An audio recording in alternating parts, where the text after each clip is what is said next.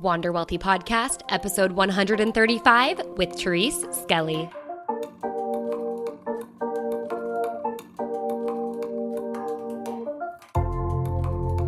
Hello, my loves. Welcome back to another episode of the Wander Wealthy Podcast. My name is Tess.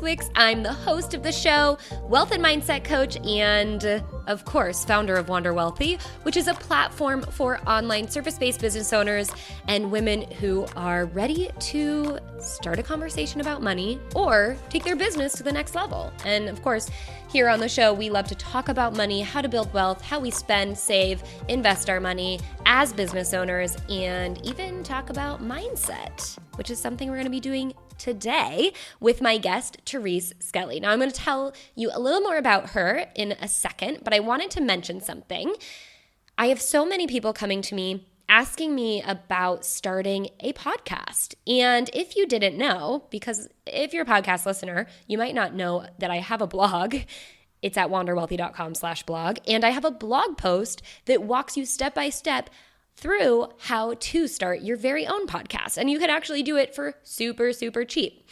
Now, in that blog, I have a ton of different recommendations and resources. But one thing that a lot of people are surprised by is that your podcast has to be hosted somewhere. It can't just be on your website because that would probably crash your website because audio files are pretty big. So in order to have your podcast hosted, you have to sign up with a host. And the host that I have been using ever since I started this podcast, back when it was Words and Money, has been Libsyn. Now, Libsyn, it's spelled Libsyn, is an amazing company. They host a ton of famous people's podcasts, lots of the famous, podcaster famous people. And they have been really great for me. They have really affordable plans if you are interested in starting your own podcast, getting it hosted.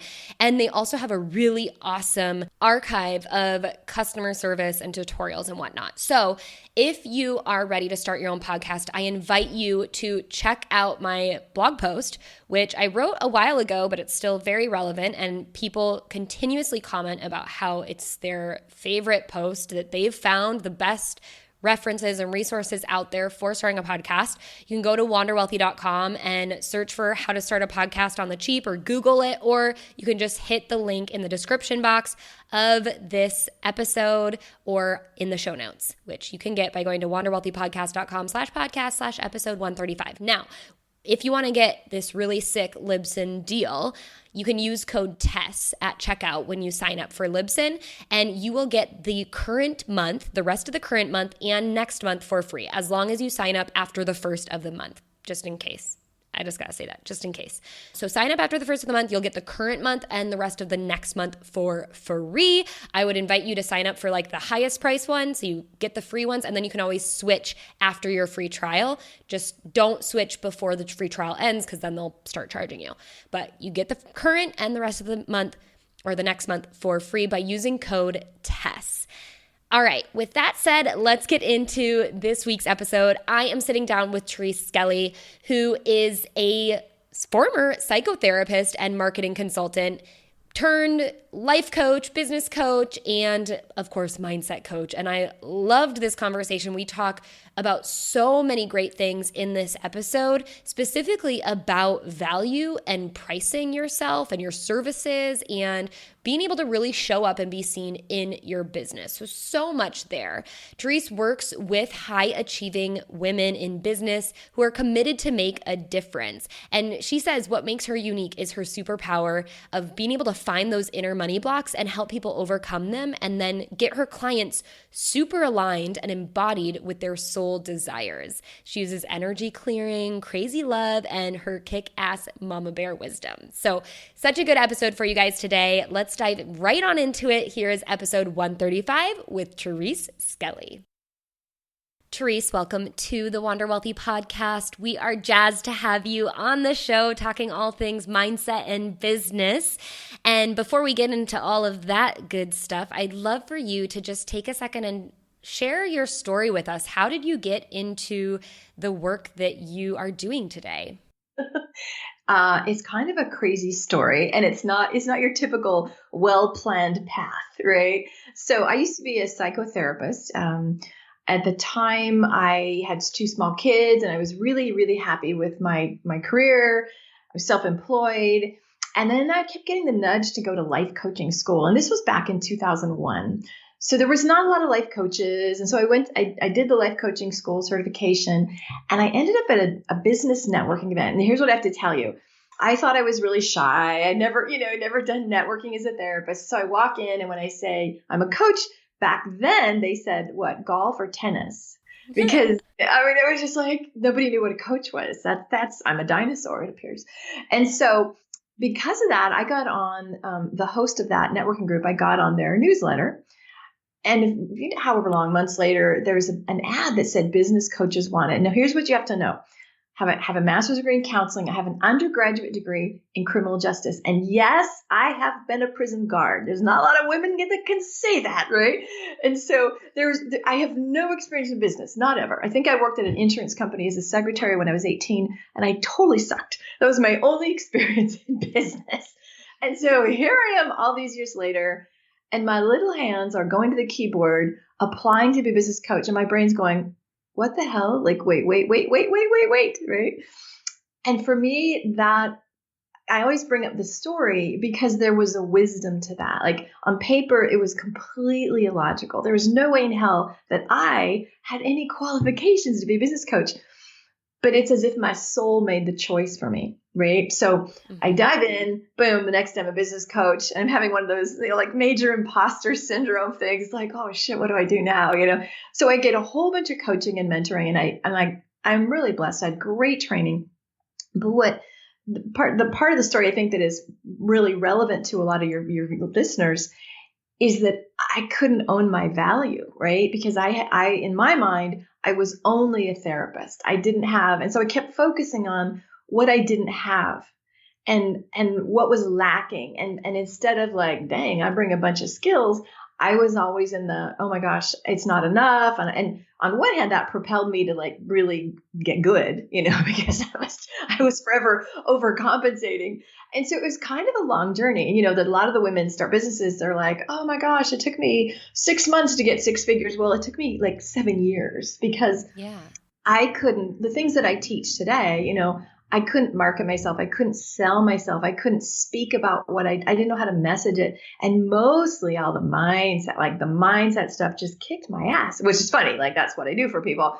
But I think, we teach what we need to learn. Right. And so it's been a long journey of like, what do I want to, I know we talked before the call, like, how do you pick your clients and who do you really want to work with? And it's been an interesting evolution of where I am today. And so that's just kind of like a brief backstory. And there's so much more. There was a bankruptcy. I mean, that could be like a reality show. There's all kinds of stuff. We can talk about that later. Yeah. Okay. So with this story, how did you get then, well, where are you today? Like if you're going to describe it, your business, who you serve, what is it that you do today? And I guess what were the major stepping stones from signing up to or applying to be a business coach to get to where you are? I know. One thing, Tess, back in the day, nobody was talking about money mindset. Nobody was talking about energy and emotion. Nobody was saying the word intuition or feminine energy, or God forbid you say anything spiritual or transformational, right? Back in the day, it was really hardcore. It was very much male dominated. And I was a marketing strategist back in the day. And that was totally fine. And it was doable.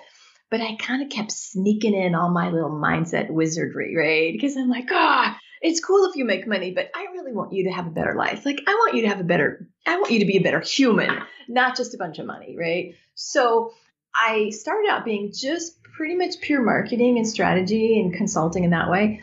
And then I would add in, and I kind of was the natural, people be like, oh my God, you're a therapist. Cool. I feel so much better, so they would talk to me about their stuff. Well, it's not really business, but God, my husband. And I'm like, oh, bring it. Bring it. I could talk about it. And so I noticed this like kind of more holistic, again, I don't think you can take your life out of your business. So in my world, nothing was off limits. And so I just started working more and more with the whole person. And so what was happening is in the beginning, I think I was attracting more like newer business owners, and I would help them with everything. I literally am like, and I'll wash your car, because I don't know, you seem a lot younger than I am, but women of my era, we have this pattern of overgiving, right? So that's a huge gender, or at least the more mature woman has. Maybe no, that spans generations. I can promise you that. Oh my gosh, yes. But it's like that. It's like that. Well, I'll have to do this and I'll do this. So I kind of prided myself on you come to me and I can help you with your copywriting, and we can create funnels and packages, and I sort of liked that. But what was happening is I was getting a little burned out. And so I started noticing that instead of coming to me for marketing strategy, people would come to me for clearing, because along the way, I started developing these crazy like healing skills and like intuition. It sort of scared the hell out of me at first, truthfully, when I'm like hearing in my head that the issue is from your grandmother, and I'm like, what? Like, oh, good God. Right. Because, that's kind of scary to start stepping into the woo. And so people just kept coming more and more and more. Hey, can you clear me on that? Hey, can you do on? And so I'm like, wow, I do like 95% inner game, mindset, emotional work, energy work, and like 5% of people are coming to me for marketing. And so I just this year, I chopped off the word business coach, and that was an interesting one. Because when you're a business coach, there's credibility when you work with people of energy and emotions, and you know what I mean? And so I'm landing how to describe what I do. So what I love to do today, I work with women who already have their marketing. They already know what they're selling. They already know how to sell it, but mostly they know that they're the problem, that they're either blocking it, they're not allowing themselves to be like fully unleashed, or they want to shift gears. They want to, like me, maybe they were selling this and they were really known for that, but they want to go over here and go, whoa, I'd really rather do that. Like pivoting, like there's lots of people that build successful businesses. Then after a while, it's like, God, I hate this thing. Yeah. And it takes courage to kind of burn it up, because it's usually profitable and you're known for something, and to just jump off and say, hello, let me introduce the new version of me. That takes a guide. And so that's what I do today. I work with the women who know that they're basically are sitting on a gold mine, and they're the ones that are screwing it up. I love it. And there's Thank so you. much good stuff in there. I mean, and it's true that we all need support in different areas of our business. And I just went through a pivot in my business earlier this year, and it had nothing to do with like, is this the right tangible, physical decision to make? Uh-huh. Every second guess, everything that held me back was just like, what am I going to think about myself? Am I like, leaving something good, but I want to do this other thing? And also, what is everyone else going to think? And everyone's going to be so sad. And like, none of that happened. It was fine. It's all mindset, right? But it's all mindset, right? And you probably moved through it, but a lot of women would have gotten stuck for months and months and years, Mm-hmm. right? And so it takes either a go-getter, or it takes good support to get you over that stuff, because usually those little voices in the inside of your head will stop us, right? So good for you for shifting. And to be honest, I had a coach who helped move me through it. And so that right there shows why it is so important to have someone not to help you master the marketing in your business. I mean, there comes a time and place for that, but also even having someone hold the space for you to say, this is a safe thing to do and you're doing the right thing. Stop sabotaging yourself from moving forward. Yeah. That's exactly it. 100%. I'm so glad you had that experience, and it's really viable, but I think it's really weird. People are willing to pay for tangible, like, oh, you're going to rebuild my website. Oh, you're going to get me new copy. But it's almost like, oh, but I don't want to pay for support for me, just me. Mm-hmm. You know what I mean? Are you following me with that? Yeah. So I'm really proud of you that you did that, because that's the thing. That is the thing. Yeah. And, it took a while. And I think a lot of us feel like it needs to be this tangible thing. And finally, when I invested in a coach that purely was like, I'm going to help you shift, it felt very self-indulgent. And it almost is. And sometimes like we need to allow ourselves to do that.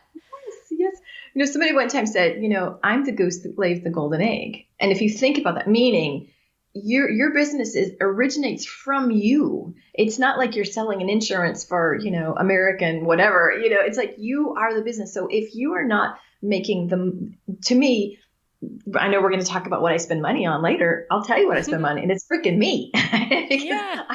I understand that if I'm not full, nothing happens, right? But I think that is very self-indulgent. And there's, a lot of women don't have permission in their minds, or because of the, cultural bullshit that no, focus on everybody else first. It's better to give than receive. Well, no, it's not. You got to be filled.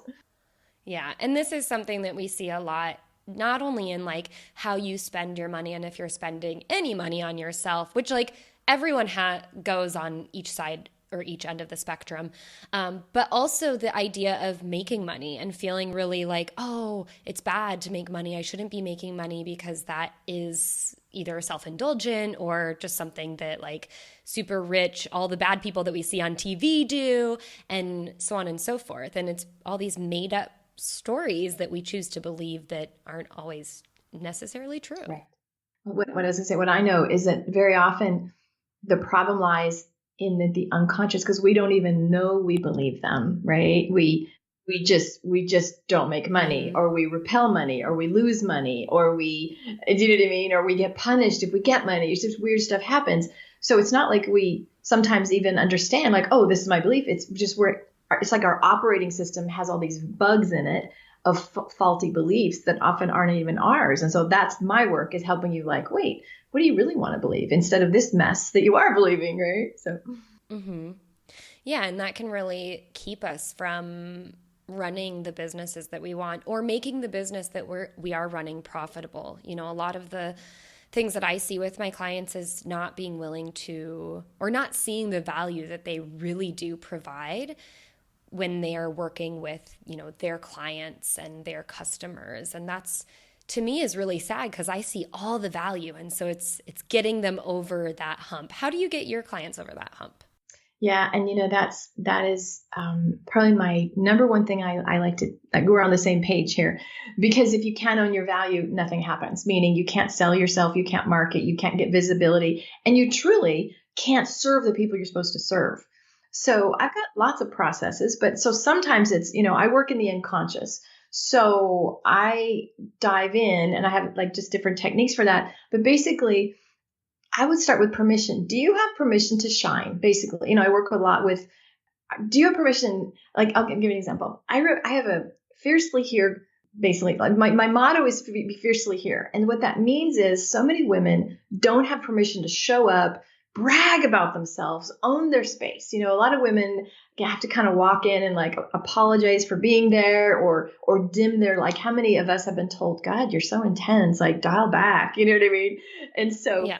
So I start with, is there anything in your unconscious, anything in your energy, anything in from your family, or anything that is like holding you back from really being it? So we kind of do the excavation and the digging and that stuff first. So that's the intangible unconscious piece. Then the second piece is, here's one way. When I teach selling, I teach it this way. So look at who your prospect is, right? And imagine if they don't get this problem solved, their problem. So let's say somebody comes to me and they want to grow their business, they want to change. I know that if they don't get their problem solved in 6 months, I can predict where they're going to be. And it's going to be kind of shitty, right? So like, I really understand. And the way I do that is I say, okay, list 30 things that are going to happen. Basically, here's your target market. What are 30 problems that they have? And so sometimes it's tangible, like, well, you're not bringing enough money, and you don't have enough teamwork or team, so you don't have enough time. But lots of times, more often, it's intangible. Well, you feel like a fraud, or you're getting really stressed out, so you're unavailable for your partner or your children, and you start stress eating, and you start right? So I can kind of embellish, like, wow, here's your trajectory. If they don't work with me for 6 months, it's not getting better. And I can monetize. Like, I can say, okay, if they, because of where they are now, they're probably losing, let's say, $5,000 to $10,000 a month because they're not bringing in clients. I can say, wow, well, that's another 60,000 in 6 months. And that's another, give that times 10. That's almost $1 million or so that they're going to be losing. And then I go, okay, now what if they do work with me? Now I go into what's possible, right? So I can see, wow, like you said, I can see their value. I can see what's possible. A lot of people can't see that. So if you understand both sides of that, like if you don't work with me, and I do want to say, I don't use this to hard sell. I don't like, you're going to be a loser, Right. But I know in my head, it helps me stand on like, yeah, I know what I can bring because I understand, people come to me all the time saying, God, I just spent $30,000 with a mentor and I didn't get anything. And I'm like, yep, because you didn't do the mindset stuff. You didn't do the inner game. It's great you have all those strategies and all the tactics, but you can't pull the trigger. And I know that they're just going to keep spending money and spending money and spending money and losing time and losing opportunities if they don't get my solution, basically. So I can stand and own the hell out of that because I understand the problem. Does that make sense? Yeah, absolutely. And I think it's so helpful to do both ends of like, what are they going to be missing out if we don't work together? Yeah. Because I have clients who, they're also coaches, or they provide some sort of service, whether that's marketing or bookkeeping. And it's even funny because I'm always, like, you can raise your prices, and they feel bad even raising their prices by $50 or $100 a month. And when you put $100 a month, which, okay, is going to be $1,200 a year, and you line that up with someone who could be losing out on $5,000 a month. Exactly. Right. That's a huge differential that should make it easier for them to go, oh, $100 a month is no biggie, and I can own this and stand on it. Well, let me add on to that. That is such a good point. What I teach is that when you are thinking about, can I charge $50 more, or can I charge X, if you're a coach, you might sell packages or whatever. Can I charge that? What happens is, do you notice who it's about? It's about me, right? Can I charge? And whenever you have that conversation, that's when your gremlins, I call, those little voices that are like, oh my God, they're going to think you're, maybe they're going to fire you. Maybe they're going to think you're a bitch. Like maybe they're, you know what I mean? Right. When you are there, you're kind of at the mercy of your gremlins. Now, I teach ways to navigate that, but most people, that's when you literally are under attack, as opposed to when they work with me, what's the transformation they're going to get? And there are people, and I know you probably do the same thing too, is like, I'm really mission driven, right? And I know that there's somebody out there. I mean, I've actually had people say to me, it's weird because I came to get my business grown and you actually saved my life. And so I know that the work I do is so transformative. It's beyond money. It doesn't even matter about the money. And so you need to get clear that somebody out there is literally praying for you. Somebody is struggling so much, or they don't know where to go, or they've tried everything else and they're at the end of the rope and they're like, God, can't somebody help me solve this? You literally are the answer to their prayer. Mm-hmm. And so $50 extra a month, really? Like, let them have their answer to their prayer. And so when you think transformation, it takes it out of, oh, am I allowed to charge $50 more? As opposed to, wow, we got the soul agreement and I'm going to be solving that problem for them. And then their life is going to be this, right? So. Yeah. And I think when you can absolutely quantify to a certain extent, like even the intangible, if someone is less stressed or more clear and certain and be able to take action quicker, if they aren't, stress eating, and then that obviously equate stress and sleep, and overeating can equate to a different cost. It's just healthcare costs and other costs that go along with that. And you can quantify that, but then you get to a point where you're like, oh, I'm literally, saving someone's life. And I'm literally able to show up and provide value that is almost like infinite. And that's what I like to talk to my clients about, is like, you as a person are infinitely valuable. So when you think, can I charge $50 more for this service and this transformation? And even if this person says no, or is like, you're fired, you're a bitch, I don't want to work with you. That has nothing to do with you at all, because you are infinitely valuable. It's all just about the transformation and how they perceive the value that they're going to get. And if they just don't get it, they just don't get it. That one of the exercises I do, because some people would say, but I'm just a bookkeeper. Like, how am I transforming? Well, I can tell you for you bookkeepers out there, I had somebody that failed on me. So I've had a year of no bookkeeping and I'm like, shit.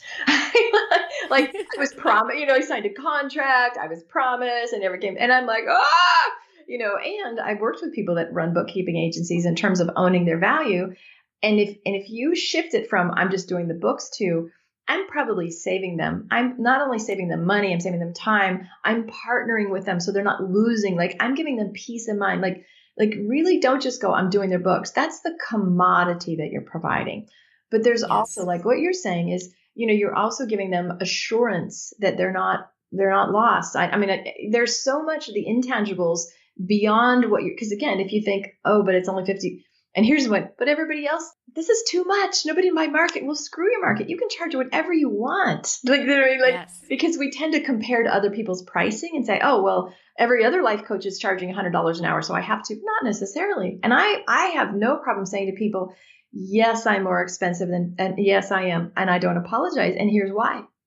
So it's okay. You don't want to be Walmart. You don't want to compete on price. But if you don't understand your value, then you're going to look at the transaction like, well, it's a commodity of bookkeeping and generally that's $300 a month. I can't charge more because nobody else does. Oh, go to Tess, go to me. Like we'll show you how you can, right? We can find that magic that you bring that can make it like, whoa, this is way beyond bookkeeping or life coaching or website development, whatever it is. Because there is that you have. Yeah. Yeah. And so often it's just this little value differential that for you as the expert, as the person who works in this business where the baseline is the commodity, but you can add this tiny little value differential that for you feels like I shouldn't charge for this because I would do it for free, can create a world of difference for the person. And that's something that I think is like, that's the special sauce. That's where you can jack it up. But you have to realize that, and we all get into this position where we think like, I would never pay for this. And you hear people say like, charge for what you would pay for and do things that you think other people would want to buy. But so often when you're the expert, you don't want to pay for that because you can do it yourself. And you have to recognize that other people don't want to do their books. Other people don't have the skills to take themselves through life coaching, modalities. There's a lot more about it than just thinking like, what would I pay for this? Because if you're the expert, to you, it's way different than what you're providing in value to the other person. Well, we devalue, like I've got these crazy mad ninja skills. I can clear somebody in 15. I mean, seriously, like super fast. But give me a spreadsheet, like somebody that can work on a spreadsheet. I look at them like, oh my God, you're a rocket scientist. How can you do that? You know what I mean? So we devalue what comes easily to us. But like what you're saying, I love this point. And here's another thing. One of my clients recently, finally, she's like an executive coach. She put packages together, right? And she was so excited. Okay, 6 months. And I was really proud of her. And she writes me this just heartbreaking email that says, oh, but somebody told me it was too expensive. And then I went to another friend and they said, no, I'd rather pay session by session. And I'm like, they don't get a vote. Shut up. They don't get a vote because it doesn't matter what your friend wants. That's not ideal because think about, you also got to take a stand. It's like you could go to the gym one time. You could get the world's best training session at the gym. But if you don't go back for 3 months, it's going to mean nothing. And so sometimes you also have to sell what you know is in the highest and the best, right? So with my client, for her people, she's like, no, I really need 6 months with them. So, okay, then why sell them one session here and there? You see me? Mm-hmm. It's also dishonoring and devaluing your work just because, well, it's easier. Maybe if somebody will pay two sessions, but is that really in the highest and best for them? So that's another thing about value. And don't listen to people that aren't your target market. They don't get votes. Absolutely. This was such a wonderful conversation. I think we just were able to go back and forth and provide so much value. So thank you for indulging us in that. I want to move in to the money round now. And we didn't get to this in the beginning. So I'm going to ask you, since this is a money podcast, we like to know more about your money story. And you happen to mention bankruptcy. So I'm sure that you have a big, deep money story. I'd love to know how you grew up around money, Obviously, you know why. I want to know that. And what lessons you learned throughout, from growing up, going through life coaching school, learning like, oh, some money mindset stuff here, and what you've brought into your current relationship with money today. Goodness. So I grew up, I'm a little bit old. I'm 60. Oh my gosh. I know it's shocking. I'm 60, but I'm six. Somehow I turned 60. I don't know how I got that old. Anywho, so I was raised more with, women didn't work full time. My mom worked a couple days a week. There was, the dads worked full time. So it was very much a different era back in the day. And there was never conversation. We never talked. You did not talk to your kids about money. Never. There was no conversation. So fast forward to, and I married a man who made a whole bunch of money, and I was a mom with 2 kids. So I was a worker, but I think I made maybe 40,000. It wasn't much. It was just enough because I was, mainly part-time work because of my kids.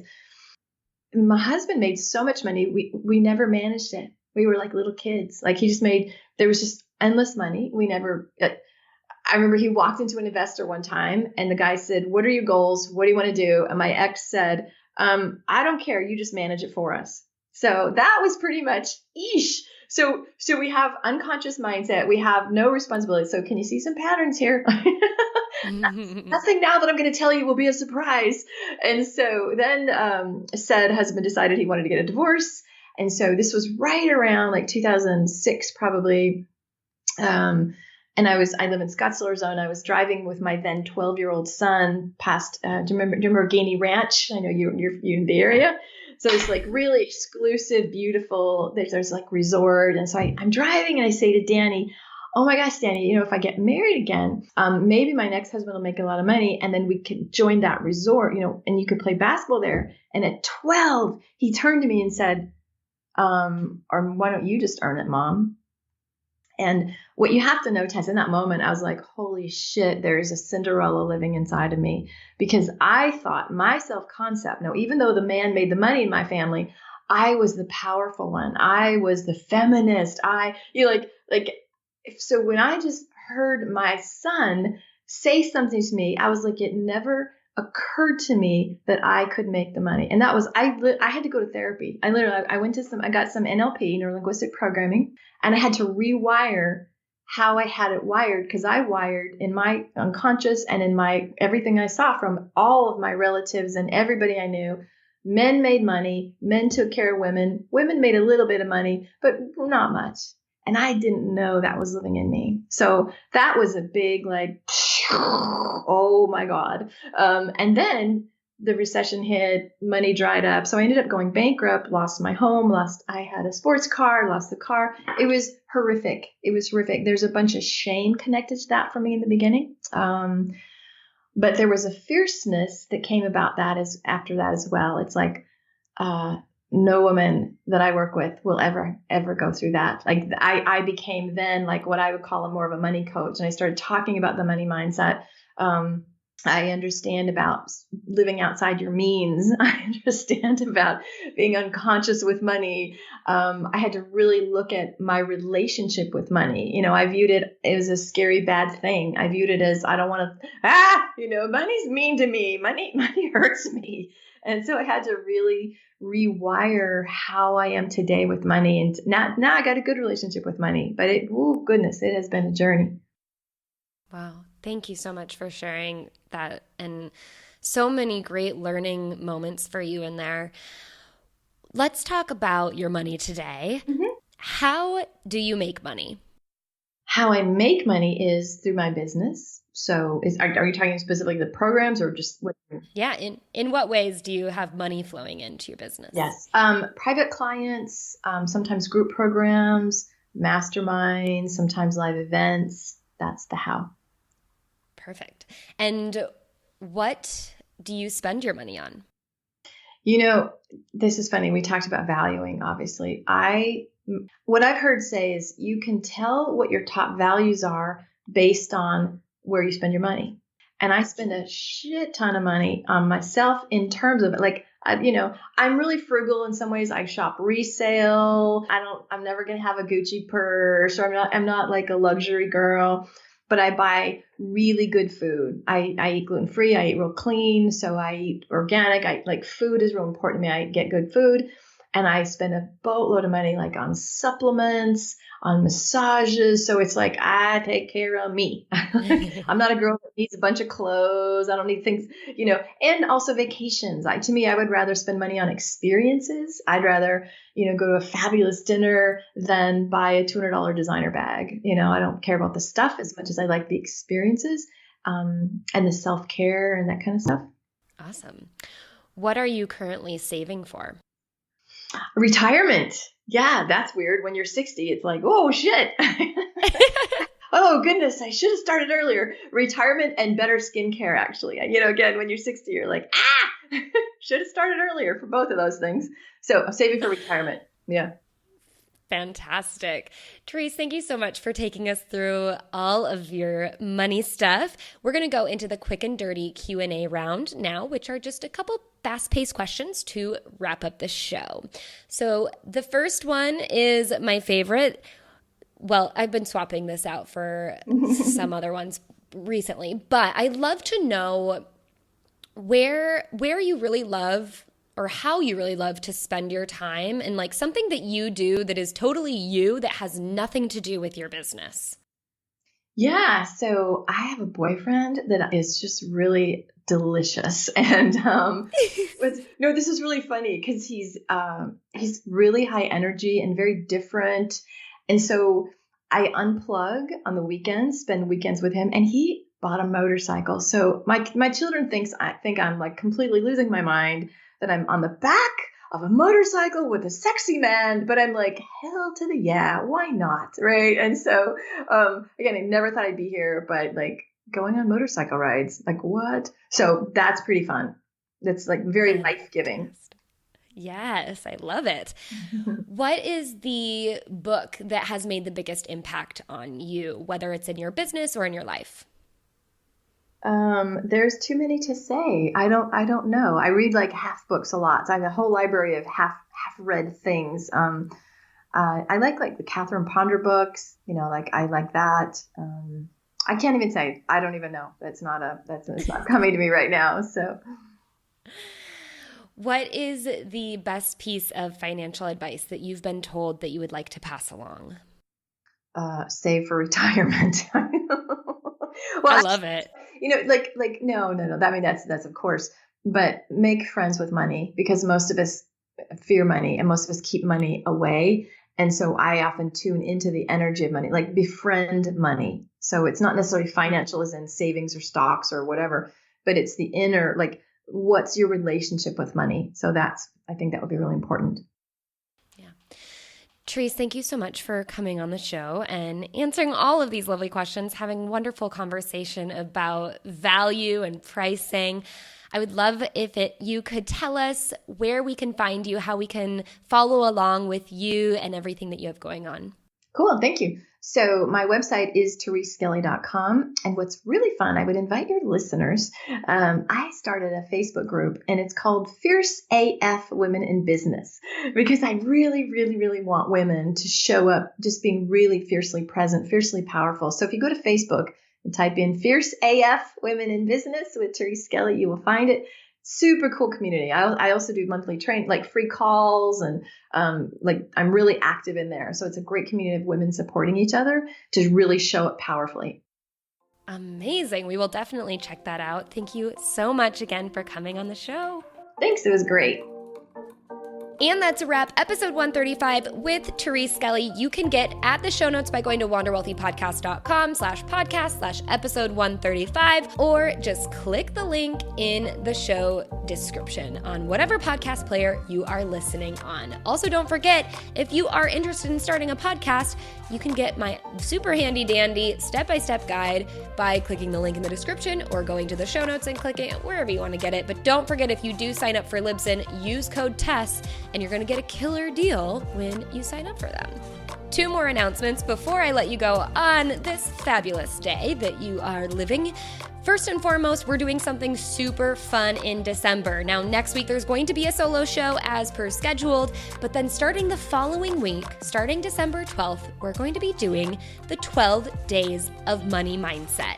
It's going to run until, I believe, 2 days before Christmas, if you do celebrate Christmas, or 2 days before December 25th. And then that's going to be it until January of 2020. And then we'll be back on our regular schedule, shows every Thursday. But this is going to be super fun, you guys. I invite you, if you are not subscribed to the show, make sure you subscribe so you can get in on the 12 Days of Money Mindset. These are going to be 12 fairly quick, that's my hope, fairly quick episodes giving you super great things to think about and tips to put into action in your everyday life all around how to work on your money mindset, leading to a really awesome free hour-long webinar that I'm going to be hosting in the beginning of January.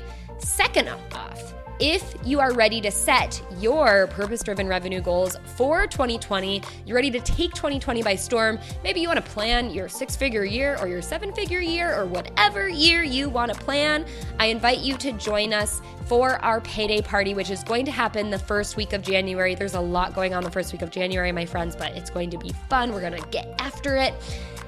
And actually, when I say first week of January, I mean starting January 6th, I believe, but I digress.